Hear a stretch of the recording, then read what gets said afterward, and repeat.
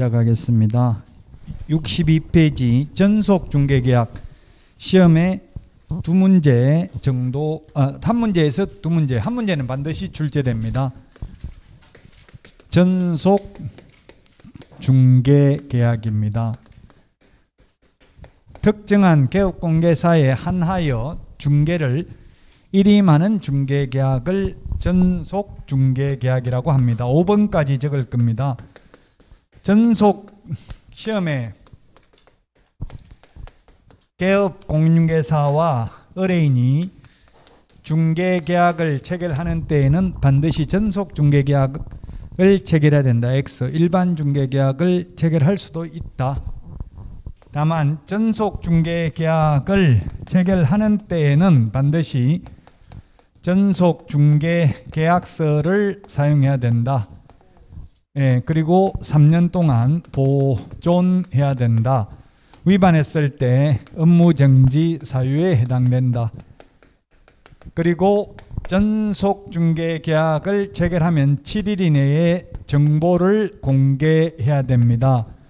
정보공개는 국토부 장관으로부터 지정을 받은 부동산 거래 정보망 또는 일간신문입니다. 또는인데 시험에 및 정보망과 일간신문 X 두 군데 다 해야 되는 게 아니라 둘 중에 한 군데만 해도 되고 두 군데 다 해도 상관없습니다. 근데 공개를 하면 안 되는 게 두 가지가 있습니다. 공개하면 안 되는 게 의뢰인이 비공개 요청한 정보 공개하여서는 아니 됩니다. 의뢰인의 주소, 성명 등 인적사항에 관한 정보도 공개하여서는 아니 됩니다. 두 번째, 정보 공개해야 되는 내용. 정보 공개해야 되는 내용이 특상태, 조건, 공금. 프린트는 5번에 있습니다. 그 부동산을 특정 지을 수 있는 사항, 그 다음에 벽면 및 도배 상태, 시설물의 상태, 입지 환경 조건, 권리관계인데 단 권리관계 중에서 의뢰인의 주소, 성명 등 인적사항에 관한 정보는 공개하여서는 아니 된다. 우리 요약집 63페이지 동그라미 5번 밑줄 치놨죠. 인적사항은 공개하여서는 아니 된다. 공법상 이용 제한, 거래 규제, 거래 예정 금액이 있고요. 공시지가는 임대차인 경우에는 공개하지 아니할 수 있다. 이 정보 공개해야 될 내용 아까도 이야기했습니다. 확인 설명해야 될 내용하고 비교를 해야 되고, 그 다음에 개업 공인중개사의 의무가 3개가 있습니다. 갑이 아니고 을이죠. 을의 의무사항. 을의 의무사항. 을의 의무사항은 우리 요약집 64페이지 1번에 있습니다. 맨 위에 1번. 1번에 보면 개업공개사는 2주일에 1회 이상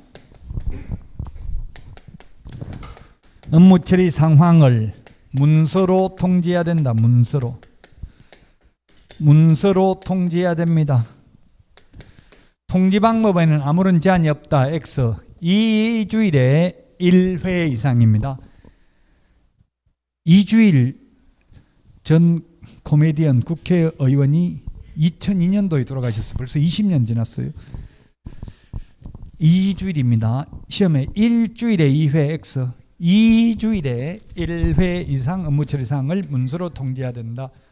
또 기출문제에 10월 1일 날 전속중개계약을 체결하고 10월 14일 날 팩스로 통지했다. 네, 팩스도 문서에 준하는 걸로 보고 O로 출제됐습니다. O입니다. O. 2주 안 넘었기 때문에. 자, 그 다음에 전속중개계약을 체결한 경우에는 7일 이내에 정보를 공개하고 정보 공개한 사실을 지체 없이 의뢰인에게 문서로 통지해야 됩니다. 문서로 해야 됩니다. 민법 시험에 문서로 해야 된다. 무조건 X입니다. 민법은 모두 구두로 말로 해도 되죠. 철회, 취소, 의사표시 등등 우리 시험 범위에 들어가는 민법은 다 문서로 해도 됩니다.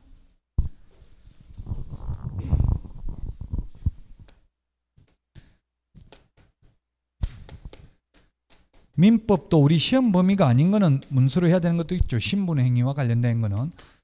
상속 같은 거는, 유언 같은 거는 반드시 문서로 해야 됩니다. 문서 꼭 반드시 문서라기보다 엄격한 방식에 의해서 해야 됩니다. 구두로 하는 건 안 됩니다. 확인 설명 의무가 있습니다. 확인 설명 의무는 어떠한 경우에도 생략할 수 없습니다. 중개보수를 받지 않아도, 의뢰인의 요청이 없어도, 일반 중개계약을 체결해도 확인 설명은 해야 됩니다. 자, 그 다음에 의뢰인 갑의 권리 의무 사항입니다. 갑 의뢰인이 개업 공인중개사와 전속을 맺어놓고는 전속을 맺은 개업공개사가 아닌 병개업 공인중개사에게 중개를 의뢰하여 거래한 경우에는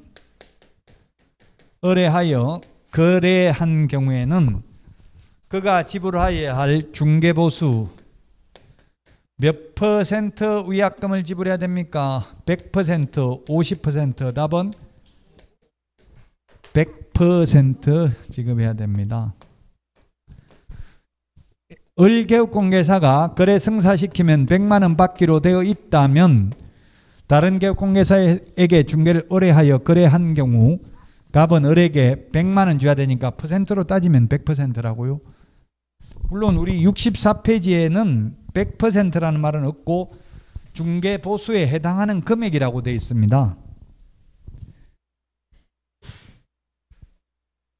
2번에 동그라미 1번 맨 뒤에 중개보수에 해당하는 금액이라고 되어 있잖아요. 예, 그 따지면 100%라고, 퍼센트로 따지면 100만 원 줘야 되니까 퍼센트로 따지면 100%지 50%는 아니죠. 그 시험에 50% 위약금 지불해야 된다. 무조건 X입니다. 그런 표현 나오면. 위약금 50% 지급하는 거 없습니다. 스스로 발견한 경우에도 없습니다.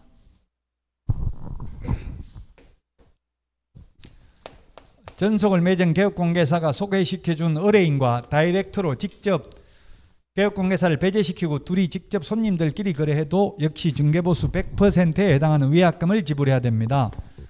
그런데 의뢰인 스스로 발견한 거래 상대방과 직접 계약을 체결한 경우에는 중개보수의 50% 범위 내에서 소요된 비용을 지불하되 사회통념상 상당하다고 인정하는 비용만 줄 뿐이지 위약금이나 시험에 50% 위약금 줘야 된다. 중개보수 50% 지급해야 된다. X.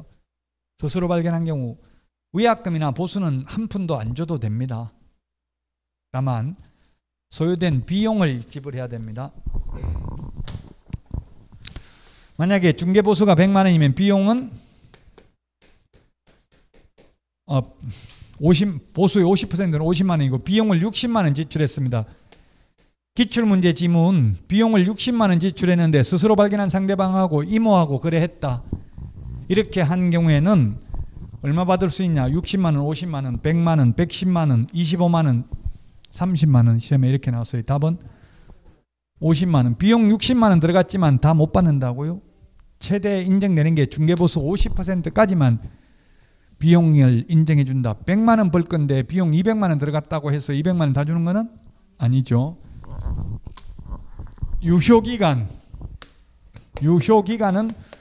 원칙 3개월, 예외 당사자 약정입니다. 원칙 3개월, 예외 당사자 약정입니다.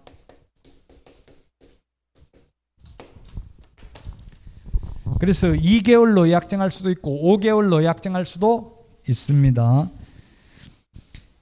66페이지 부동산 거래 정보망입니다.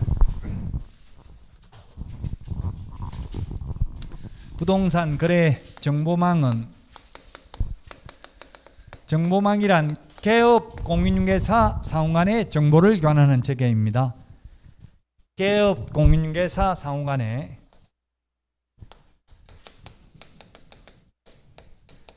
개업 공인중개사 상호간입니다. A 개업 공인중개사가 있고 B 개업 공인중개사가 있는 경우 개업 공개사 상호 간의 정보를 교환하는 체계입니다. 매도인이 팔아달라고 하면은 정보망에 올리면 매수 의뢰를 받은 비개업 공개사가 정보망에 들어가서 원하는 물건을 찾아냈으면 매수인한테 살 거냐 물으면 산다고 하면 누구한테 연락해요? 매물을 올린 A개업 공개사에게 매도인에게 직접 연락한다. 예, 매도인 연락처, 의뢰인 주소 성명 등 인적사항은 공개하면 안 된다고 돼 있죠. 공개하면 직접 연락해가지고 B가 중개보수를 다 받아 챙길 가능성이 있으니까 그래서 인적사항을 공개 못하도록 하는 겁니다. A한테 이야기하면 A가 다시 팔 건지 물어보고 판다고 하면 거래계약이 성사되고 거래계약이 성사되고 나면 A개업 공개사는 거래정보사업자에게 매물 삭제 요청해서 삭제해야 됩니다. 삭제 안 하면 업무정지입니다. 이게 정보망이고 정보망을 운영하는 사람을 거래정보사업자라고 부르고 이 거래정보사업자가 되려면 지정받아야 됩니다. 지정이라는 말을 오직 여기 한번 씁니다. 자, 지정 절차가 중요한데 우리 그 요약집 66페이지 표에 있는 내용입니다. 표에 있는 걸 그대로 그리면 먼저 지정을 받으려면 요건을 갖춰야 된다. 그 요건이 뭐냐면 부가통신사업자입니다. 부가통신사업자는 과학기술정보통신부 과기부 장관에게 부가통신사업자로 신고한 자 중에서 지정신청을 합니다. 지정신청을 하고요. 지정신청은 국토부 장관에게, 국토교통부 장관에게 또는 줄여서 국장에게 지정신청을 합니다. 그러면 국토교통부 장관은 30일 이내에 지정서를 교부합니다. 지정서 교부받고 나면 3개월 이내에 운영규정을 제정하여 국토부 장관 승인받아야 됩니다.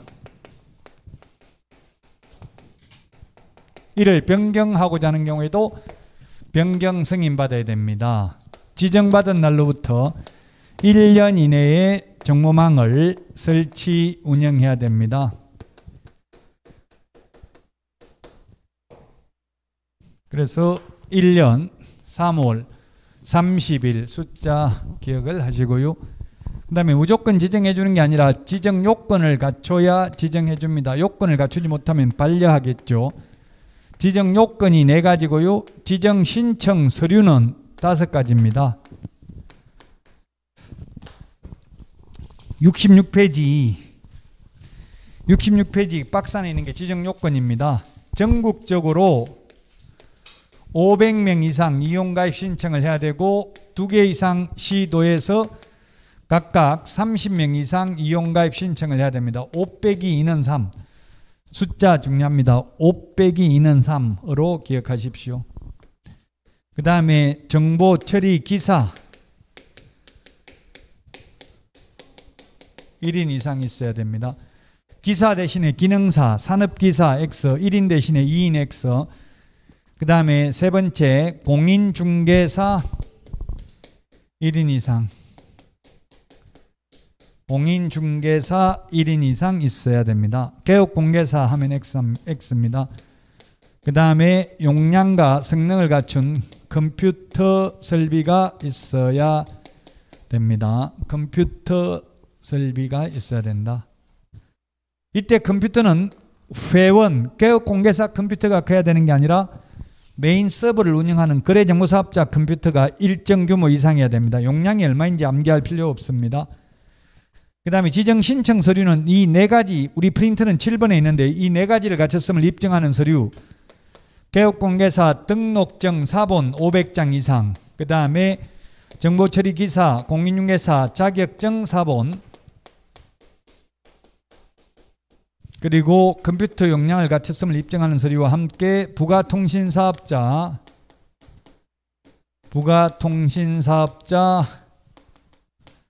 신고 확인서, 신고 필증이나 확인서나 같은 말이죠.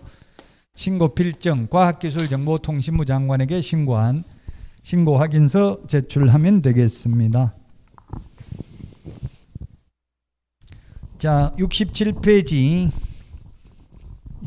5번 정보망 운영인데요. 동그라미 1번 거래정보사업자는 개업 공개사로부터 공개를 의뢰받은 중개사물 정보의 하나여 일을 정보망에 공개해야 되며 의뢰받은 내용과 다르게 정보를 공개하거나 어떠한 방법으로든지 개업공개사에 따라 차별적으로 정보가 공개되도록 하여서는 아니 된다. 왕따시키면 안 된다. 회원업소, 비회원업소.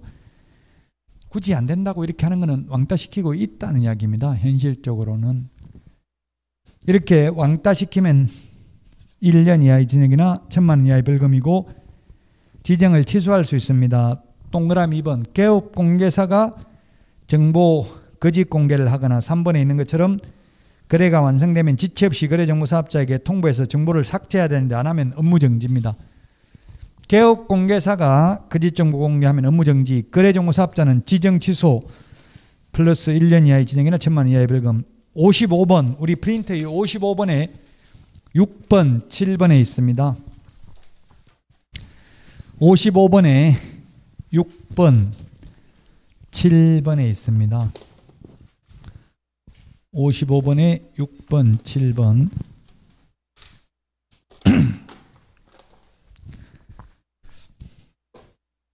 자, 그 다음 6번 거래정보사업자 지정 취소 사유입니다. 지정 취소 사유 우리 프린트는 8번에 있습니다. 부운정 1해 지정 취소는 하여야 한다가 아니라 할 수 있습니다. 지금 지정받은 업체는 한국공인중개사협회, 한방, PC버전 딱 하나밖에 없어요. 우리나라에.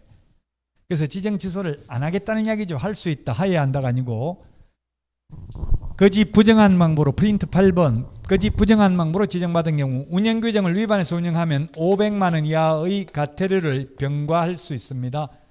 정보 거짓 공개한 거래정보사업자 1년 이하의 징역이나 1,000만 원 이하의 벌금도 병과할 수 있습니다. 지정받은 날로부터 1년 이내에 정보망을 설치 운영하지 않는 경우 그 다음에 사망, 해산으로 정보망 설치 운영이 불가능한 경우 원래 지정 취소하려면 청문을 해야 되는데 사망, 해산의 경우는 죽고 없는 사람한테 들어볼 수 있어요? 없어요?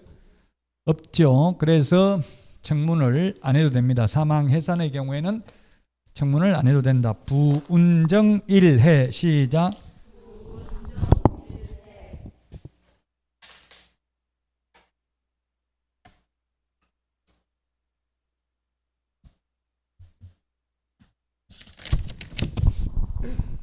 (68페이지) 손해배상 책임과 보정 설정 시험에 2문제 출제됩니다.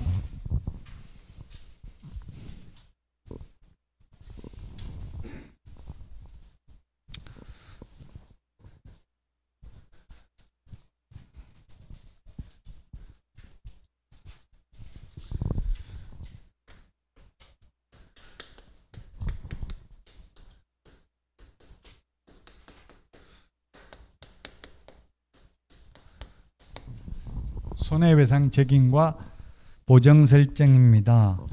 자, 손해배상 책임은 세 가지가 원인이 되어서 손해가 발생해야 됩니다. 첫 번째, 개업 공인중개사의 고의 또는 과실이 있거나 고용인, 직원의 고의 과실이 있거나 그 다음에 세 번째, 다른 사람의 중개행위 장소로 제공을 하여 의뢰인에게 재산상 손해가 발생을 해야 됩니다. 재산상 손해만 공인중개사법에서는 배상할 책임이 있습니다. 제가 강의할 때는 정신적 손해, 위자료의 경우에는 공인중개사법상 책임 없고 민법상 책임만 있다 했습니다. 근데 작년 시험에는 비재산상 손해 이렇게 나왔어요. 비재산상 손해.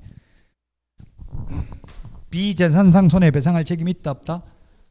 없다. 이 말은 뭐냐면 민법상은 있는데 공인중개사법상은 없다는 말은 결국은 비재산상 손해에 대해서는 보험금으로 받을 수는 없다는 이야기예요. 민사상 개인 재산 압류해서 뺏어올 수는 있지만 그건 재산상 손해는 보험금을 받을 수 있다는 이야기입니다. 보험을 의무적으로 다 가입해야 되니까. 재산상 손해 발생과 고의과실 사이는 인과관계, 견연성이 있어야 되고요. 손해가 발생하면 손해배상금 지급 청구를 해야 되고요. 손해배상 지급 청구는 손해를 입은 의뢰인이 개업공개사에게 물론 청구할 수도 있지만 여기서는 보증기관, 보험회사에 청구하는 걸 말합니다.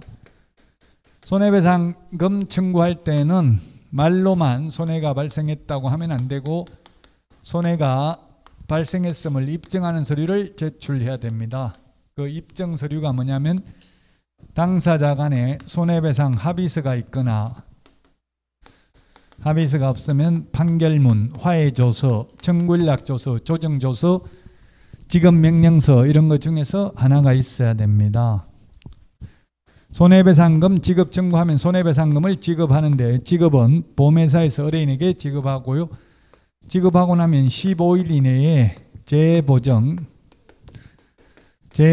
설정을 해야 됩니다. 다시 보정 설정을 해야 되는데 보정보험이나 공제는 다시 가입해야 됩니다. 공탁은 부족분을 보충하면 됩니다. 손해배상을 하고 나면 다 끝나는 게 아니라 구상권을 행사할 수 있습니다. 구상권을 행사할 수 있는데 구상권은 보험회사가 개업공개사에게 구상권을 행사할 수 있고 개업공개사는 다시 고용인 직원에게 직원 고의가실로 손해가 발생했다면 구상권을 행사할 수 있습니다. 구상권 민법 용어입니다. 너가 갚아야 될 돈을 내가 대신 갚았으니 내가 갚은 돈을 돌려달라고 요구할 수 있는 권리입니다.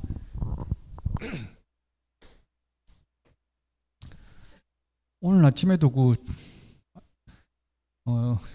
라디오에서 하던데 구상권 행사 이런 걸 이야기하던 둔촌 주공 아파트 지금 유치권 행사하고 있는데 만약에 지금 은행 대출이 지금 이주자 이주비 대출 받은 것도 있고요. 근사업비 대출 받은 것도 있다더라고요. 사업비 우리 아파트 중도금 대출은 거의 다 그 사업 시행자가 연대 보증을 세 가지고 대출을 받거든요. 보증 없이 중도금 대출을 받잖아요. 잔금 대출은 그 담보 대출이니까 그 부동산 잡히고 받는데 중도금 대출은 그 사업 시행자가 연대 보증을 쓰니까 그냥 해준다고 대출을 쉽게. 그러면 현대건설에서 그 연대 보증 썼기 때문에 뭐 6천억인가 얼마 대주단 그 은행에 갖고 빚을 나중에 조합원들한테 구상권 행사할 때 연체자까지 다 받아낸다 하더라고요.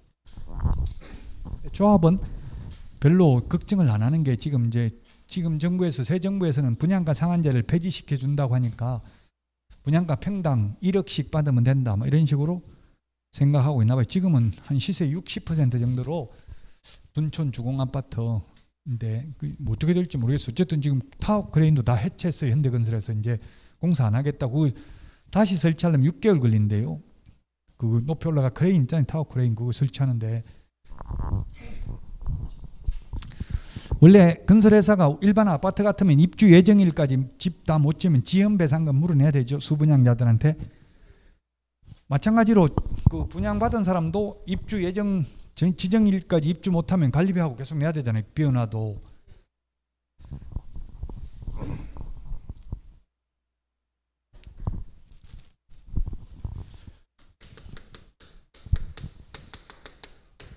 보정 설정 방법입니다. 이런 손해를 배상하기 위해서 보정이라고 우리 자동차 보험, 억울해 자동차 사고 안 내도 무조건 책임보험 들어야 되죠.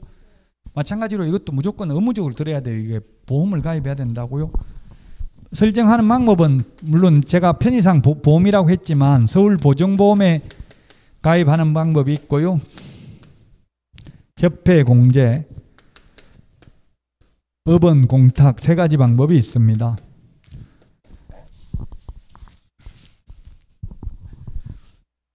셋 중에 하나를 택1하여야 한다. 이런 게 시중에 모의고사에 나오던데 그거는 잘못된 거죠. 택2 해도 되고 택3 해도 됩니다. 세 개 중에서 하나만 가입해도 되고 세 개 다 해도 됩니다. 이론적으로는. 물론 현실적으로 세 개 다 하는 사람은 없겠죠. 돈이 들어가니까. 그 시험에 나왔던 기출문제 협회 회원은 공제 가입해야 된다. X.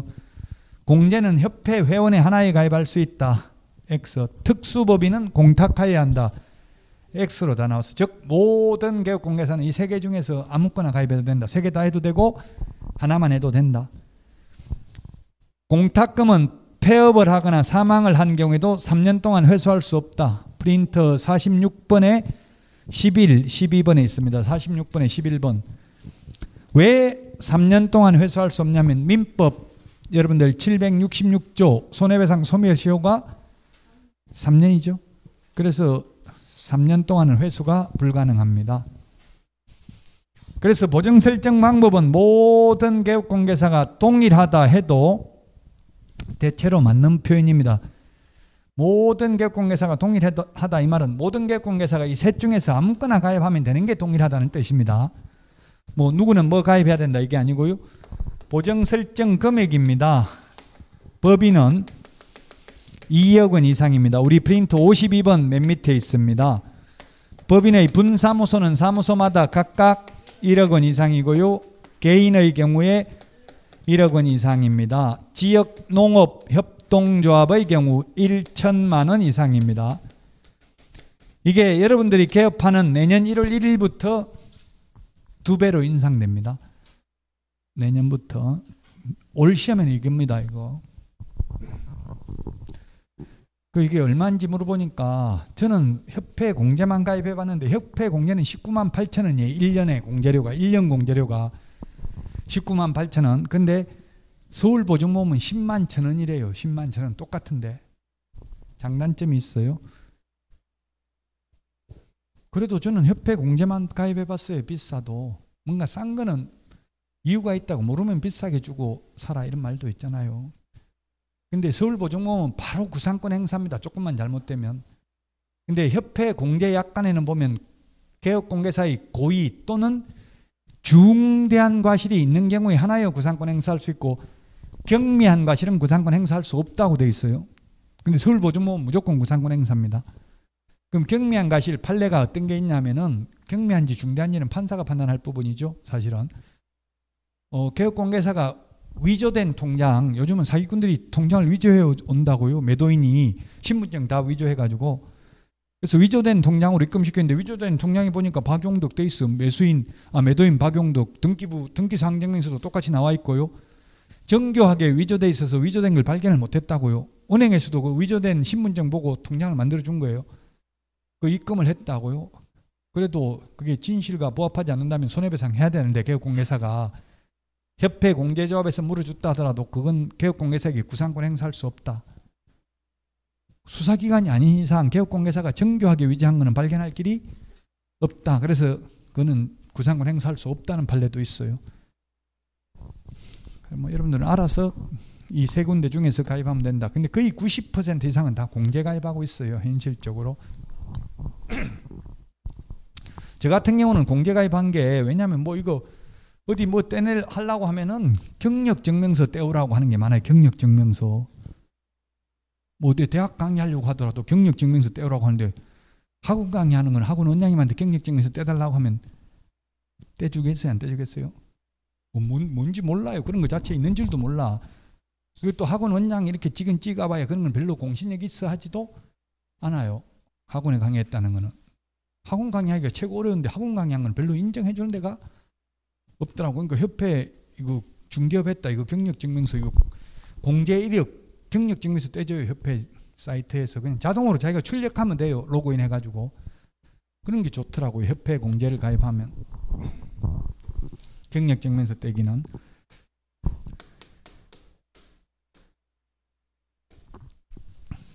보정 설정 시기 프린트 56번에 있습니다. 56번.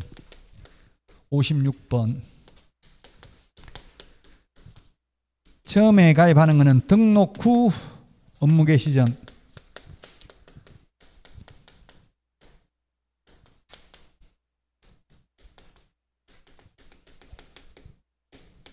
또는 등록 전 교부 전에 가입해야 됩니다. 무등록 중개업자는 보정 가입이 안 됩니다. 그래서 반드시 등록 후입니다. 그런데 분사무소, 분이 분사무소입니다. 분사무소 설치 신고나 프린트 56번에 있는 그대로 보면 됩니다. 매수 신청, 대리인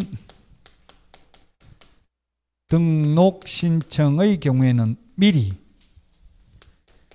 가입해야 됩니다. 무등록 중개업자는 안 된다 해놓고 왜 미리 하라고 하냐? 분사무소는 주된 사무소가 등록돼 있으니까 무등록 아니에요. 매수신청 대리인 등록도 개업공개사만 매수신청 대리인 등록이 가능하죠. 그래서 무등록이 아니니까 미리 가입해도 됩니다. 보증의 변경은 효력 있는 기간 중입니다. 효력 있는 기간 중. 서울보증보험에 1년짜리 가입했다 하더라도 1년 만기 끝나기 전이라도 협회 공제 먼저 가입하고 종전보험 해약하면 해약한금 돌려준다. 근데 뭐 새로운 걸 먼저 가입해야 돼. 옛날 거 해약하고 가입한다. 이건 안 돼요.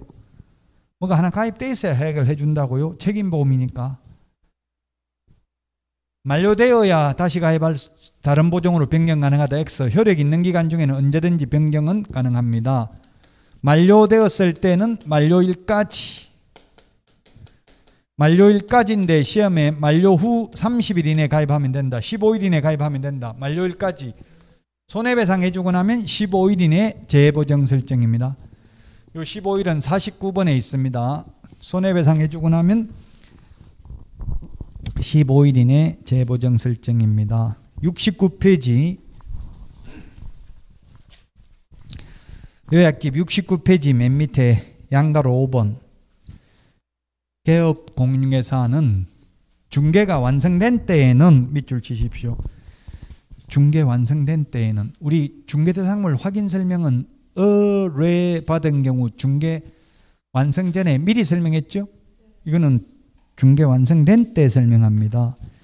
그리고 거래 당사자면 쌍방에게 설명합니다.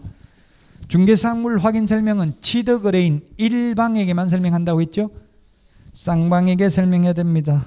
그리고 관계증서 사본을 교부하거나 관계증서에 관한 전자문서를 제공해야 됩니다. 70페이지 뭘 설명하냐면 보장금액, 즉 보험금은 설명해야 되지만 보험료는 설명할 필요 없습니다. 보험료는 제가 서울보증보험은 10만 1,000원이라고 했습니다. 1년 보험료. 그건 설명 안 해도 되고요. 보험금, 즉 타는 돈 설명해야 된다. 보험금, 보험회사, 공개사업을 행하는 자, 공탁기간 및 그 소재지, 보장기간, 타는 돈이 이게 보험금이라고요. 보험금. 보험료가 아니고 보험료, 보험금. 계약자, 피보험자, 수익자. 이번에 그 어떤 여자분 남친하고 같이 전 남편 헤엄도 못 친 사람 뛰어내리라고 해서 지금 구속됐죠. 살인 혐의로. 근데 그걸 어디서 밝혔냐면 보험회사에서 밝힌 거예요. 보험금 8억인가 달라고 청구하니까 보험회사에서 거절하니까 이 여자분이 막 인터넷에 올리고 금감원에다가 민원 넣고 보험금 안 준다고.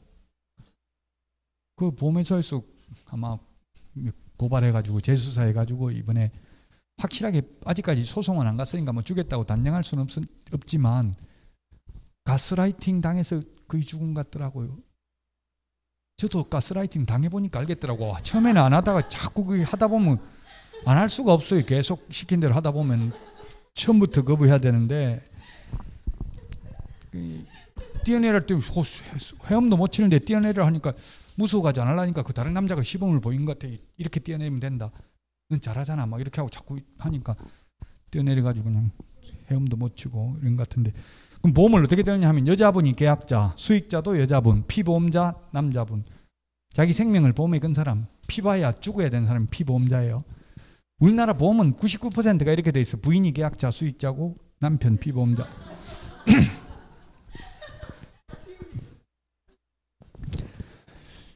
보험료는 계약자가 보험회사 내는 돈, 보험금은 수익자가 타는 돈. 해약환급금은 계약자가 또 타요. 그리고 계약자가 언제든지 수익자는 바꿀 수 있어요. 저도 애들한테 내가 재산은 다 보험 들어놨다. 그 대신에 잘하는 자식한테로 수익자 해주겠다. 이거는 상속, 원래 가만 안 하면 상속은 법정 지분인데 보험 들어주는 거는 원하는 자식한테 수익자를 해줘도 된다는 게 판례예요. 그러니까 수익자 수시로 바꾸면 되거든. 계약자가 네 앞으로 이제 수익자 해줬다 이러면 그때부터 잘하겠어요? 안 하겠어요? 잘 안 합니다. 이제부터 지가 수익자 됐으니까. 그럼 또 다른 수익자 안 되는 애한테 너로 바꿔줄 수도 있다. 잘하면 이렇게 약간 청약 유인을 하라고요. 그러면 잘하거든요. 그 수시로 1년에 한 번씩 자꾸 바꾸면 돼요. 수익자를.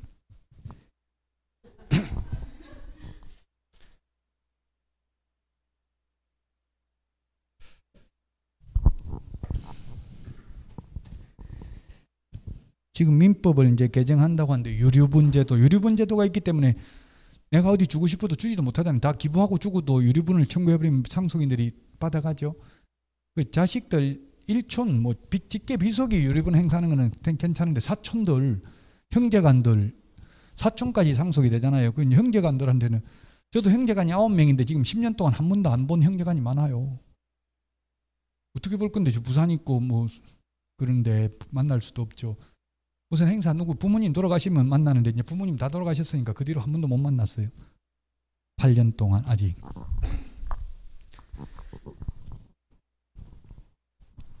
그게 맞는 것 같아요. 아직 정부에서 지금 입법 예고만 해놨어요. 유류분 사촌들 직계 비속은 가능한데 직계 비속은 2분의 1이죠. 직계 존속하고 사촌 형제간들은 3분의 1의 유류분을 행사할 수 있어요. 자기 받을 지분의 3분의 1을 피상속인이 안 준다고 해도 자기 권리를 요구할 수 있다고요. 김영삼 전 대통령 돌아가시니까 혼외자가 나타났잖아요. 나도 자식이다 해가지고 달라 해가지고 받아갔어요. 자기 지분. 김영삼 전 대통령은 전부 다 김영삼 재단에 기부해버렸잖아요. 자기 재산을 전부 다. 전직 대통령 보니까 다 자기 재단 만들어가지고 박정희 전 대통령도 정수장학회 전부 다 재산 다 있잖아요. 지금 한 20조가 넘죠. 지금 정수장학회가. 여러분들도 돈 많으면 그렇게 하라고요. 자기 이름 만들어가 재단 하나 만들어가 다 기부하면 돼요. 전직 대통령들 거의 다 그랬어요. 자기 재단 만들어가지고 거기다 기부하면 돼요. 자, 그래서 어쨌든 보험료는 설명할 필요 없고 보험금은 설명해야 된다. 타는 돈은 설명해 줘야 된다고. 1억 받을 수 있습니다. 이 말은 해야 되는데 내가 보험료 10만 천 원 입금해놨습니다라는 말을 하면 돼요? 안 돼요? 해도 됩니다. 그러나 할 의무는 없다. 거짓말한 거 아니니까 해도 상관없어요. 굳이 할 필요 없다. 보험료는 내는 돈은 타는 돈만 말해주면 된다. 제가 손에 입히면 1억까지 받을 수 있습니다. 이런 거는 말해줘야 됩니다. 보험회사가 돈 잘 안 줍니다. 도덕적 위험이 있다고 보는 거는 옛날 강호순 사건 그것도 장모하고 다 불나가지고 다 죽었잖아요. 안산에서 강호순 사건 유명했죠. 그 보험회사에서 보험금 지급 거절해가지고 다 밝혀진 거예요. 경찰서에서는 못 밝혀낸 걸. 보험회사가 자기 돈 나가니까 잘 안 준다고요. 이상하다 생각하면. 왜 이게 구상권을 행사하냐 하면은 아까 어디 가서 구상권 행사 이게 다른 보험은 자동차 보험이나 생명보험이나 화재보험은 돈 안 준다고요. 고의로 일부러 불낸 거는. 근데 우리는 고의로 사고 낸 것까지 배상을 해주니까 구상권을 행사할 수밖에 없다고요. 구상권 행사 안 하면 내가 가짜로 합의서 1억 손해입혔다고 써줄게. 1억 받아가지고 반반 나눠 먹자 이렇게 할 수 있겠죠. 그래서 구상권을 행사할 수밖에 없다고요. 다 토해내야 된다고 결론은 공인중개사법상은. 우리 자동차 보험이나 생명보험이나 화재보험은 구상권 행사 안 하잖아요. 원칙적으로. 왜냐하면 고의는 배상을 하지 않기 때문에 일부러 사고 낸 거는. 저도 작년에 딱 한 번 지각했는데 아파트 차를 갖다 막아놓고 사고 나가지고 뺄 수가 없어가지고 한 번 지각했어요. 딱 한 번. 근데 모르고 제가 그냥 바로 보험회사 불러가지고 차 바로 빼고 왔어야 되는데 보험회사에 괜히 술 먹은 것 같다 이 이야기 해가지고 음주운전하니까 보험금 지급 사유가 안 되더라고요.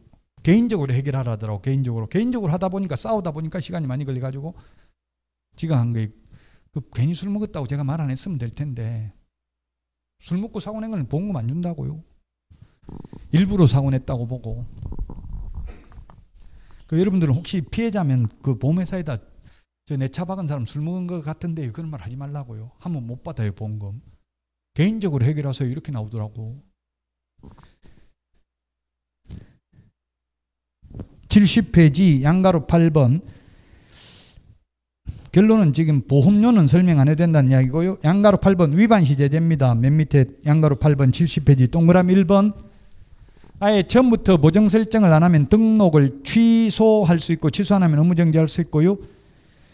보정 설정을 하고 보장 금액 등을 설명하지 않거나 보증 관계 증서를 교부하지 않는 경우에는 100만 원 이하의 과태료 대상입니다.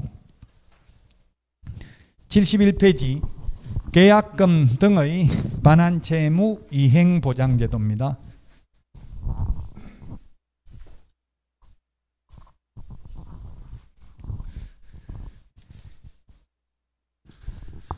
계약금 등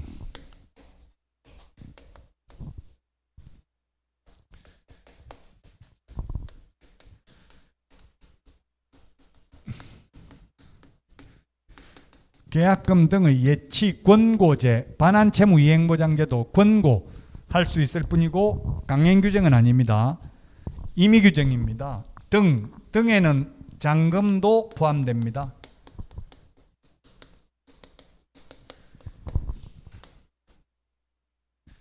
매도인이 있고요. 매수인이 있습니다.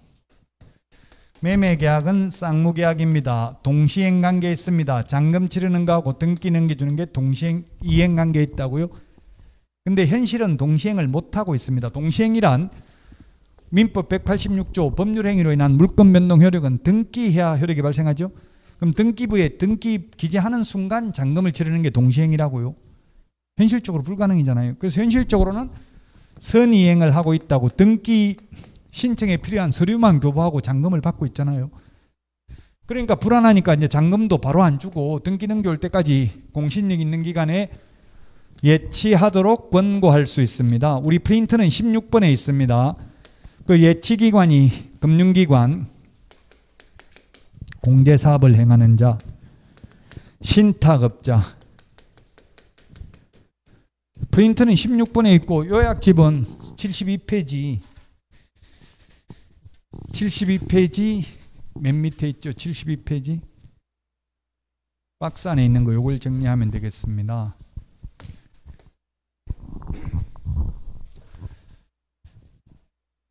자, 그러면 예치할 때 예치 명의자는 7명이 있습니다. 예치 명의자 이게 시험에 많이 나왔습니다. 7명이 누구냐 하면 계공은 신체보전, 계공은 신체보전입니다. 개업공개사, 공제사업을 행하는 자, 은행, 신탁업자, 채식관서, 보험업법에 의한 보험회사, 계약이행관리 전문회사. 보험업법에 의한 보험회사지 서울보증보험회사 아닙니다. 서울보증보험이 아니라 보험업법에 의한 보험회사란 생명보험회사, 화재보험회사 이런 걸 말하는 겁니다. 삼성생명, 삼성화재, 교보생명, 흥국생명 이런 게 되겠습니다. 계공은 신체보전. 그래서 시험에 제3자 명의로 예치할 수 있다. 매도인 명의로 예치할 수 있다. 매수인 명의로 예치할 수 있다. 법원 명의로 예치할 수 있다. X로 시험에 출제됐습니다. 개업공개사 명의로 예치를 하는 경우 개업공개사는 자신의 예치금과 계약금 등을 분리해서 관리해야 되며 거래 당사자의 동의 없이는 예치된 계약금 등을 인출하여서는 아니 된다. 또 개업공개사 명의로 예치할 경우 그 예치금액에 상당하는 보증보험, 공제 또는 공탁을 가입하고 그 관계 증서를 거래 당사자에게 교부해야 되며 이때 소요되는 비용을 매수, 임차, 의뢰인한테 받을 수 있다. 왜? 매수인이 불안하니까 예치하니까 예치와 관련된 비용은 매수인이 부담해야 된다. 이게 어디 있냐면은 52번에 16번에 있습니다. 52번에 핵심 비교 정리 프린트 52번에 16번.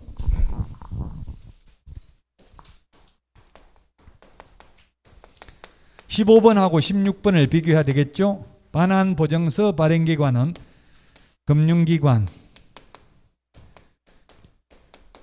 보증보험회사. 그럼 이 절대로 등기 넘겨주기 전에 미리 받을 수 없는지 반환보증서를 예치 명의자에게 제시하고 예치된 계약금 등을 미리 수령할 수 있습니다. 미리 수령해가지고 이중매매를 해가지고 돈이 떼이면 이 보증선 사람이 책임져야 됩니다. 그래서 그냥 보증서는 게 아니라 위험보험료를 받죠. 제가 옛날에 회사 들어갈 때는 취직할 때는 재산세 5만 원 이상 내는 사람 2명 인후보정 세우라 하더라고. 신원보정. 그거 못 구해가지고 회사 취직 못할 뻔했어요. 그 시골에서 5만 원 재산세 내는 게 쉬운 일이 아니었어요, 옛날에. 그리고 도시에서는 알지도 못하는데 남 보고 떼달라 할 수도 없는 거고요. 굉장히 힘들다. 근데 요즘은 전부 서울보정보험에 보험가입하지. 회사 들어가도 문제 생기면.